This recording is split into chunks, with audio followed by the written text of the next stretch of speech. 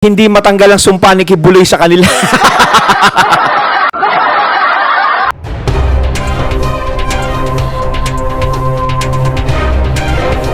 Ayo, what's up? Ako nga pala si BT at nandito ngayon tayo sa BT Reaction. And welcome to my channel, Tunay na Kritiko. At meron po tayong panonooring video ngayon. Ito po ay nagbula kay News PH. Sa mga hindi pa po nakakabisita sa channel ni News PH, bisita na po kayo mga katunay. At kung hindi pa kayo nakakapag-subscribe, subscribe na din po kayo mga katunay kay News PH. At syempre, huwag nyo rin po sana kalimutan na mag-subscribe dito sa channel ko sa Tunay na Kritiko. Sa mga hindi pa nakakapag-subscribe, and click the notification bell para maging updated po kayo sa mga reaction videos na aking ilalabas. At huwag na natin pagtagalin at sabay-sabay na nating panoorin ang laman ng video na hatid sa atin ni News PH at bibigyan natin ng reaksyon. Pasok! Mas matindi yung sinabi dito ni Attorney Sal Panelo. Mga kababayan, bilangin nyo ha kung... Ayun bago natin simulan ang videong ito, nais ko nga pala na magbigay ng credits dito sa boses na maririnig natin. Walang iba kung hindi si Sir Jake Magnus. Sa mga hindi pa nakakabisita sa channel ni Jake Magnus TV, bisita na po kayo mga katunay. At kung hindi pa kayo nakakapag-subscribe, syempre subscribe na din po kayo mga katunay kay Jake Magnus TV. Ayan, pagpatuloy na natin. ang abogado yung may ayaw sa ginawa nitong si Vice. Ito. Play na natin. Kinikredit natin to sa DZAR. Ayan. Ano na naman yan? 1026 mga kababayan or 1026. Subscribe nyo po yung kanilang YouTube channel. Hindi po yan atin. Kanila po yan gagawan naman po natin ng reaction video. Ito. Samantala, sa buwan naman ng Hulyo, matatala yung tinatawag ng MTRCB ang producers ng It's Showtime matapos makatanggap ang ahensya ng ilang reklamo patungkol sa segment na nangangalang Isipata. Sinasabi palabas, particular noong ika-25 ng Hulyo na nagpakita umano ng kasagwaan. Noong ika-29 na Agosto naman, nagdesisyon ng MTRCB na suspindihin ang nasabing noontime show at ito ay sinuportahan ng Manila 6th District Representative Bienvenido Abante Jr. kahapon. Ani Abante, the MTRCB has a mandate to protect audiences against indecency in our airwaves and to protect our children against obscenity. They did the right thing. It is so commonplace now that we have become accustomed to double entendre and veiled kabastusan to catch the attention of Filipino audiences. Paniniwala ko, sumusobra na, it is time for the government to step in and promote positive values to protect our families. And of course, Congressman Abante. Faith and family values are the foundation of a great nation. We should vigilantly guard against the erosion of these values because if we teach our people to accept minute doses of immorality, they will eventually develop a tolerance of immorality on a grander scale. Eto mga kababayan, pakinggan nyo dito yung ibubulong ni Attorney Sal Panelo. Ito. Pakinggan nyo. Adali, kilala naman natin si Attorney Panelo kapag nagbigay ng komento yan talagang wasak. No? Ano yung binulong niya, no? Ibubulong pakinggan nyo. Saad pa ni Congressman Abante. And reaction on this attorney's song. Dapat lang, alam mo, sa totoo lang bubulong ko sa inyo, dapat talaga yung host na yan. O wala. Ito mga kababayan, sabi ni Attorney Sal Panelo, eto ibubulong ko na lang sa inyo. Dapat talaga close na yan. Grabe, no? Dapat i-close na yan. Isa pa tong attorney, no? Kasi una si Enrile, si Libayan, tapos to si Panelo. Halos lahat ng attorney, no, na alarma doon sa ginawa ni Vice na ganun. Halos lumaki ng lumaki, lumawak ng lumawak. Grabe naman kasi, no? Yung nagpakalat noon, nako, kaya nagkasabit-sabit si Vice. Grabe ka, no? Sino pa nagsabi daw? Si Rendon ba nagpakalat? May mga chismis na ganun eh. Tama ba yon mga katunay o hindi? O di ba? Kaya masyadong naging mainit. Sinasabi nga nung iba kung hindi kumalat yung video na yun, siguro hindi masyadong mapapansin. Pero tingin ko mapapansin pa rin yun eh. Pero talagang naging topic lang siya na naging topic kaya uminit si Vice. Grabe. Sa dami ng ginawa ni Vice talaga, no, na syempre, mga green jokes, mga ganto, ganyan. Ito lang talaga yung natutukan talaga ng masa. No? Talagang marami talagang nainis, no, mga nag-react ng hindi maganda. Ayan, puti mga attorney, no, dami.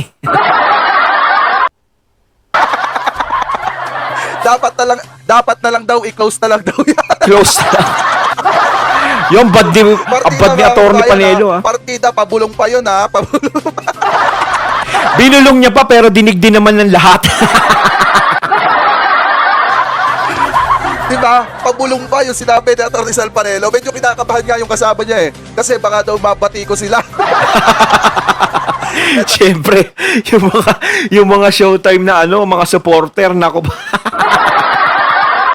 Ito, ulitin natin ng konti lang. Diba? Ewas na yan. Mawala na. Sa aire. Puro kalaswan. Wait lang. Ewas na yan. Mawala na. Wait na, konti pa. Yung dapat talaga yun. Ano reaction na this Attorney Sal? Yan. Dapat lang, alam mo, sa totoo lang bubulong ko sa inyo. Dapat talaga yung ewas na yan. Mawala na. Sa aire. Close na yan, no? Wag naman Atty. Panelo, syempre madami din namang mawawalan ng trabaho. No, kapag nandoon na nga syempre nakikitaan ng mga hindi maganda, ng mga napapanood ng mga kabataan, nandoon na nga tayo. Pero siguro naman, sana naman, dito sa Showtime is baguhin naman nila na yung mga jokes nila, 'di ba? Pwede naman silang mag-joke ng hindi ganyan eh. Marami naman ding mga komedyante like Bong Navarro na nandiyan. 'Di ba? Si Vice, kaya naman ni Vice na magpatawa ng hindi green jokes kasi nagagawa din naman niya sa pelikula yun eh. Dapat baguhin na nila yung style para hindi na sila napuputokan ng ganyan kasi ang dami talaga nagsasabi kapag nanonood sila ng Showtime ganto, may mga kabastusan nangyayari ganyan, parang hindi bagay panoorin ng mga bata. No, lumalabag yan sa MTRCB, ganito, ang daming atraso. 'Di ba? Ang sa kanila naman, ganyan naman ang nagiging issue. Sa Tape Bulaga, iba naman, yung mga pangalan, ganito, kakarapatan. Sa Showtime is, ito ang issue. Yung mga napapanood ng tao sa kanila, yung mga bata, na hindi maganda. Siyempre, kailangan ng tabayanan yung mga bata sa napapanood nila, no, sa telebisyon. Lalong-lalo na nakatutok sila sa noontime show, 'di ba? Kailangan is magdahan-dahan sa ginagawa. Kaya kung sakasakaling maging maayos na yung problema ng Showtime, sana isbaguhin na nila yung klase ng pagpapatawa nila sa tao kung gusto nila makapagbigay ng saya. Puro kalaswan. Ever since, hindi akong bilib dyan. Ever since, di ako bilib dyan. Grabe yung mga binibitawan ni attorney. Double kill mga kababayan yung sinabi Double ni kill. Ni Atty. Panelo. Sinabi niya kasi sinabi niya kasi mga kababayan, dapat kasi close na lang yan. Tapos sinabi pa mga kababayan, ever since, wala akong bilib dyan. So ibig sabihin, wala siyang bilib sa Showtime kasi nga, puro kalaswan, puro kahalayan.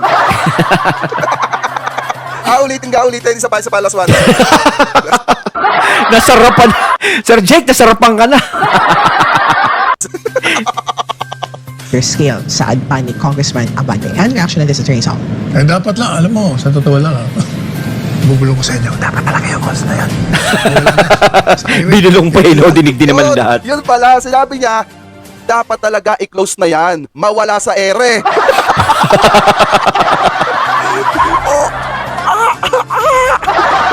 Ayun nga yung sinasabi ko, no, wag naman sana Atty. Panelo, no. Kung sino siguro may kasalanan, yun lang talaga yung dapat managot. Pero syempre, madami ding naman nagtatrabaho diyan na hindi din naman nila gusto yung nangyari, no? Yung mga staff diyan, kawawa din naman, mawawalan ng trabaho, yung mga umaasa diyan. Syempre, may mga pamilya din. Siguro isa lang ang susi diyan, yung baguhin ni Vice yung style niya kasi sa kanya nasisilip lahat. Sa kanya nanggagaling yung mga bato sa kanya ng mga tao eh. Siya lang yung dapat magbago ng estilo. No, alam kong ginagawa niya yon for entertainment para mapatawa yung mga tao pero hindi yun ang katawa-tawa. Kumbaga hindi siya for entertainment. Parang for adult only, no? Rated SPG parang ganun. No, dapat gagawa si Vice mga rated ba ito? Pwede sa bata. No, di ba? Kasi nga, bata nanonood, lalo na yung mga ganyan. Noon tayo, yung mga bata nakatutok dyan. Ang sakit! Ang sakit ng Real Talk. 3 abogado na yung napakinig natin na nag-Real Talk sa Showtime. Oo. Eto mga kababayan mismo mga abogado yung nagsasalita. Parang no? Parang hindi matanggal ang sumpa ni Kibuloy sa kanila. Mali. Yung ginawa ni Vice at saka ni Ayon, talaga Oo, mali. Na mali parang talaga, mali. Hindi pa ng It's Showtime. Ano? Ano kayo ngayon? Huwag kayong ganun, uy. nire-real talk nyo eh. So anyway, pagpatuloy pa natin. Kalaswaan, ever since hindi ako bilib dyan. Ayun lang yung kalaswaan, ipa-close. Kaya mga fans niya, Attorney Sal. Ngayon, hindi kasi kung puro Ano, dapat daw iba na, dapat daw iba na yan. Ang sakit. Mismong mga abogado na yung humihiling na dapat iba na daw po. Isang abogado sinasabi sobrang bastos, ano po ba yung sinabi? Abusado. Tapos yung isang abogado naman kagabi, sinasabi na kaya daw hindi na siya nanonood ng It's Showtime because of Vice Ganda. At eto na nga mga kababayan, yung isang patunay. kalaswaan, ipapakita mo dyan.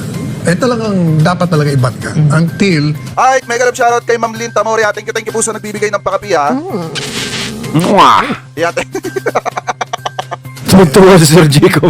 pwedeng gagamitin mo yung pagkasikat mo para gawin mo ang mali. Mali yun eh. Kailangan, dapat nga maging huwaran ka ng kagandahan. Tama. Oo. Hindi mo pa pwedeng gamitin yung kung ano man na meron ka.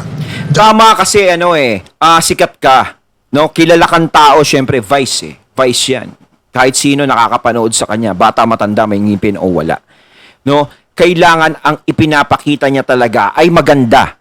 No? At lalo na maipakita niya sa mga bata na talagang huwaran talaga siya. Talagang yung pagiging niya, magiging model siya, no? Kahit ba sabihin na artista ka, kilala ka, pero kailangan talaga na merong lugar yung mga ginagawa mong hindi maganda sa maganda. Lalo na kung alam mo na nandiyadyaan ang mga bata at nakatingin sa iyo. Kasi nakatutok lahat sa iyo ng mga tao eh. Minsan nga isang pagkakamali mo lang, may puna agad sila sa iyo. Alam ni Vice naman siguro 'yon. No, gaya nito, nagkamali siya ng ganyan, may mga pagkakamali siya nagagawa, napupuna siya. At ito yung pinakamalaki naman pagkakamaling nagawa niya, is napuna siya ng napuna hanggang sa kumalat na kumalat, hanggang sa humantong dun sa suspension, dun sa dumating na sa MTRCB. So dapat, sa pagiging kilala mong tao, is nag-iingat ka sa bawat galaw mo. Kumbaga, kung gagalaw ka ng hindi maganda, kumbaga, meron kang gagawin na ganito, ganyan, isipin mo muna. No, may mga bata bang nanonood sa akin ganito, hindi ba ako puputukan kapag ganito? Kasi gantong oras ka no? Noon time show ka Kailangan maingat ka Kung sana okay lang kung hating gabi yung palabas mo, walang nanonood, puro may mga edad na yung nanonood. Ayan siguro makakalusot yung mga ganyan kasi tulog na yung mga bata. Pero yung mga ganyang oras noon time show, gising pa yung mga bata niyan.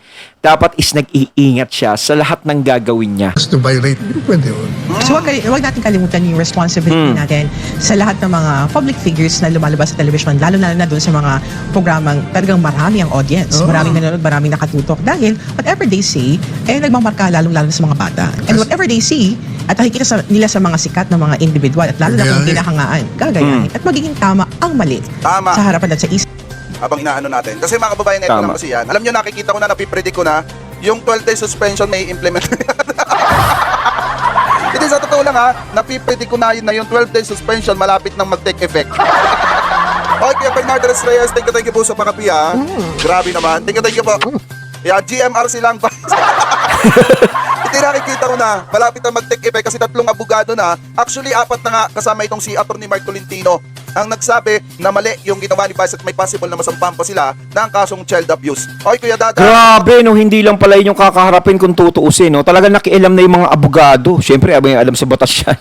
Alam nila kung ano yung mga dapat ipataw. Talagang sila yung gustong-gusto talaga maparusahan yung ginawa ni Vice. Siyempre, isipin ni Vice, siyempre, parang napakalaking krimen yung ginawa ko, ganito, ganyan. Talang ganun lang. Yun nga, siyempre, yun nga yung sinasabi ko, yan yung magiging resulta. Ganun, kung maliit lang sa kanya yung ganung bagay na nabigyan lang ng kahulugan ng mga tao, yun yung sinasabi ko na may mga masiselan, no, ang mga mata at mga isip sa mga ganyang bagay.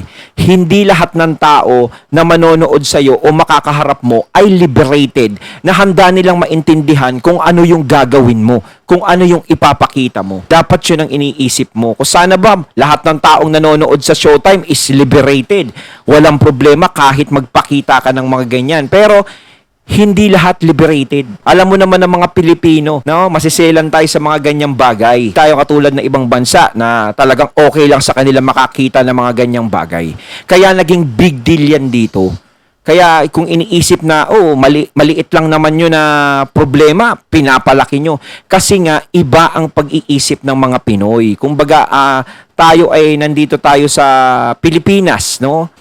Kailangan hindi tayo ganyan na parang, ano ba yan? Ano ba yung nakikita natin, di ba? Masela ng mga isip natin sa mga ganyan. Hindi katulad ng iba. Ito, may galap shoutout. Thank you po. Napipredi ko na to. Malapit na yung 12 days. Oh my goodness. You don't stop that, you keep allowing it and tolerating it. Hindi pipigil yan. Hanggang tama. gagayahin pa yun ng mga iba. Magiging iba na ang kultura na naman natin. Kultura ng kalaswaan. Kultura ng kalaswaan. Grabe. Malaki yung point mga kababayan ni Atty. Salpanelo. Kung sakali na konsintihin ng ulit si Vice, mag-iiba na ang kultura ng Pilipinas mga kababayan pagdating sa mga napapanood sa national TV. Magiging kultura na ng kalaswaan. Aray! Eto ha. Yung mga panatiko ni Vice, mismong abogado na ang nagsasabi, hindi na po mga normal na tao. Hindi na mga normal na tao yung nagsasabi nito. Yung mga abogado na po ang nagsasabi po nito na mga magagaling at marunong sa batas. Hindi lang basta abogado ha, kung hindi, mga kilalang abogado. Ano kayo ngayon? Diba? Sa poll, kultura ng kalaswaan. Ano po? So kayo, ano po ang masasabi ninyo dito sa mga naging banat nitong si Atty. Salpanelo mga kababayan? Sang-ayon ba kayo nadasan ni Atty. Salpanelo? Ibinulong pa, dapat ipasara na daw at ipatigil na at nang mawala na sa ere. Ayun ang masama eh. Gusto niya talaga mawala na sa ere, no? O diba? Kasi kung tatanungin nyo, much better nga naman since parang ang dating kasi sa mga tao, lalo na yung mga matitinong tao, parang kinukonsinti pa di umano na ang It's Showtime yung ginagawa nitong si Vice kasi wala silang inilalabas na statement mga kababayan patungkol dyan. Kung ipagpapatuloy siguro nila yan, yung ganyan, maaaring maipasara sila. No? Pero yun nga, sinasabi ko kanina, na sana, no, sa mga susunod is magsilbing leksyon na yan. No? Kumbaga, maging aral, no? Na wag nang gumawa ng mga ganong bagay para bigyan ng saya yung mga tao. No? Kaya lang naman siguro nagagawa din naman yan is para mapasaya yung mga tao. No? Makakita ng katawa-tawa. No? Sa television, magiging ginagawa nila magiging katawa-tawa. Pero hindi lahat ng tao ay nakakatawa yung ganong makikita. 'Di ba kahit ako hindi ako matutuwa doon sa ganung nakita ko eh. Lalo na sa segment ng mga bata, ipinakita 'yon. No, sana sa susunod na magiging galaw ng Showtime is itama na nila. Yung pagkakamali na nagawa nila is magsilbing aral. Yun. Hindi ako nagsasalita na sige, mag-close kayo, ganto, ganyan. Hindi ako nagsasalita ng ganon kasi alam ko na maraming maaapektuhan. Yung kasalanan ni Vice, hindi naman dapat saluhin ng mga kasama niya sa trabaho kung ano man ang kasalanan ni Vice. Kung may kasalanan si Vice, may kasalanan si Ion, si Vice ang dapat managot. Pero yung mga iba na hindi naman kasama doon at nagtatrabaho lang, siguro hindi naman dapat sila madamay. Doon naman sa pagkukonsente, no, na hindi pinapansin ganyan, dapat sa susunod, kung meron mang pagkakamaling ganyan, is hindi kinukonsente. Pagsasabihan nyo, ganto, ganyan, siya may mga staff dyan, yung mga director dyan, di ba, may mga ganon. Dapat, pagsasabihan nyo, gaya nyan, alam nyo na yung nangyari, alam nyo na yung naging resulta, siguro sa susunod, mag-iingat na kayo. No? Pero doon sa close, syempre, yun ang gusto nila, di ba? Ako naman, ang kasalanan ni Vice at ni Ion, syempre, hindi naman dapat pasanin ng mga ibang nagtatrabaho lang sa Showtime. Alam natin, masususpindi ang Showtime, ganto, ganyan. Alam natin na maraming mawawala ng trabaho. Di ba, nadamay sa ganun. Pero sa susunod sana, kung mauulit yun, kung talagang, ipasara na yan, ganito, kung sino lang talaga ang gagawa ng hindi maganda, yun na lang siguro ang mawala na tanggalin, ganyan. Pero hindi ko lang type talaga yung klase ng pagpapatawa na ginagawa ni Vice. Gaya yung sa panlalait, sa mga ganyan nga, yung mga green, tapos medyo hindi maganda yung mga biro na medyo, ayun nga, malaswa effect. Sana baguhin lahat. Kaya para sa akin mga kababayan, much better siguro na ipa-close na lang talaga. Kung sakaling hindi nila mababago. Sila close ako medya lang, no? Pero kung lahat naman gagawa ng ganyan, wala tayong magagawa. Close talaga. Or hindi nila matuturuan si Vice. Dapat turuan nila ng tama si Vice. Di ba? Kasi kung sakaling, kasi paulit-ulit lang naman paulit-ulit lang. Ang nangyayari, kung sakaling nga naman, sige, papatawan ng 12 days, matatapos yung 12 days sa mga kababayan. Uulitin na naman. Uulit na uli. Tapos kapag dapat hindi na nila konsintihin yon. No, kapag inulit na naman. Yun nga yung sinasabi ko eh. Pagsabihan nila si Vice kung meron na namang gagawing ganun. Napatawan ulit ang parusa, ganun na lang ng ganun hanggang sa Oo, mapalos na. pero hirap diyan madadamay talaga yung karamihan na nagtatrabaho lang din, ng mga kailangan ng trabaho. 'Di ba pag nag-close 'yan? No, kawawa din naman. Ayun, at ating natunghayan ng video na nagmula kay News PH at syempre natunghayan din natin ang boses na 'yon, no, na nagmula kay Jake Magnus TV. Ayan, syempre narinig natin si Attorney Panelo, no? Talagang alam naman natin kung paano magsalita to si attorney. Talagang malakas mambasag to kahit sa mga simpleng salita niya lang, ibasag ka talaga. So, ano masasabi nyo rito mga katunay? So, once again, I'm BT and I'm out. Peace!